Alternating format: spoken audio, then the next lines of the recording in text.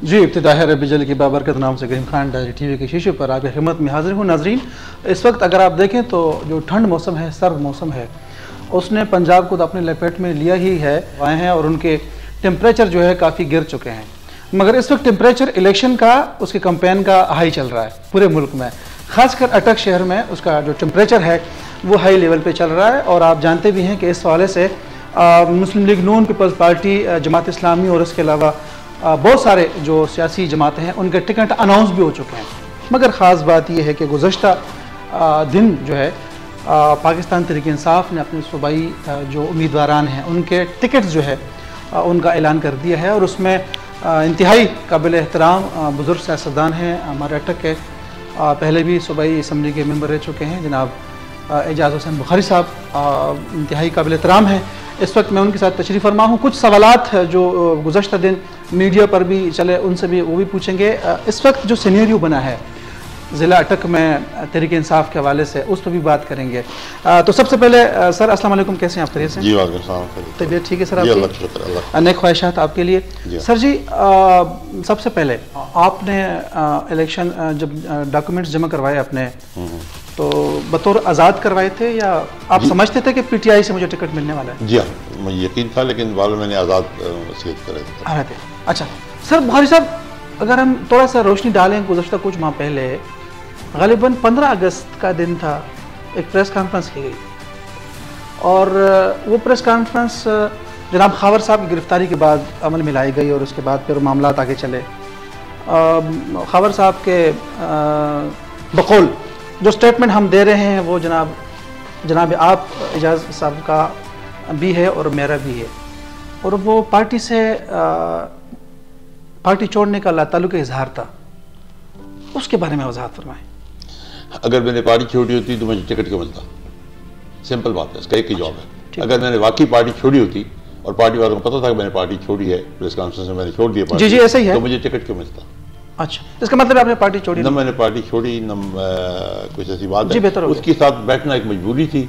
जो हालात मौजूदा आप देख रहे हैं उसके तनाज़ुर में आपका मैं बैठ गया उसके साथ, बस सिंपल बात। ठीक जी। अच्छा बुखारी साहब, इस वक्त जो सिनेरियो है खासकर NA-49 और N-50 में तार साहिद साहब को एक तरफ टिकट मिल चुका है, NA-50 में उनकी साहबजादी को टिकट मिल चुका है। आप समझते हैं फैसला मेरिट पे हुआ है? मैं अब उस पर ज़्यादा तबसरा तो नहीं कर सकता, लेकिन इतना मैं कहूँगा कि कम अज़ कम मेरिट के खिलाफ नहीं हुआ। मेरिट के खिलाफ नहीं हुआ? नहीं, मेरिट पर हुआ।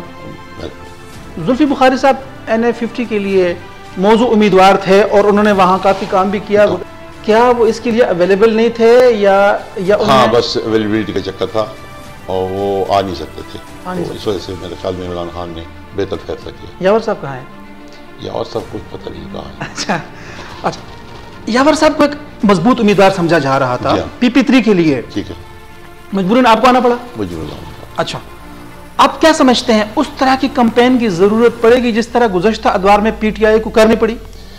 जो मौजूदा हालात है ना जी, उनमें तो अल्लाह का इतना एहसान है कि आप जाएं, जहाँ भी जाएं, जिस जगह भी बैठे ना, लोग इमरान खान की मज़लूमियत और जो कुछ तहरीक इंसाफ का हो रहा है, लोगों की हमदर्दियाँ तहरीक इंसाफ का, बस अब ये तो दोस्तों से रिक्वेस्ट करना, दोस्तों के पास जाना, ये तो हमारा फ़र्ज बनता है, लेकिन जो जनरल हालात हैं, आम जो पब्लिक है, उसका रुख बहुत बहुत ज़्यादा है। आप समझते हैं कि यही सूरत हाल NA-50 में भी रहेगी कारकुनान की तरफ से? बिल्कुल नहीं, बिल्कुल नहीं। अच्छा, PP3 की खासकर बात करूँगा, मरकजी तहसील है हमारे अटक की, इसमें कुछ पीपल्स पार्टी और नून लीग के तगड़े उम्मीदवार समझे जाते हैं कि वो मैदान में उतरें और उन्होंने इंतहाई जो अपना कैंपेन है वो जोरों शोर से जारी रखे हुए हैं। PTI के उम्मीदवार पर असर पड़ेगा? बात यह है कि हर एक का अपना हल्का अहबाब होता है। अच्छा। और हर एक के अपने वोट होते हैं। ठीक है। उनका अपना हल्का अहबाब है, उनके वोट हैं, लेकिन जो जनरल पब्लिक की हमदर्दियाँ हैं ना, वो इस वक्त PTI के साथ। अच्छा, आप उम्मीद हैं? अल्लाह का शुक्र है कि मेरा माजी जो है लोगों के सामने है जी।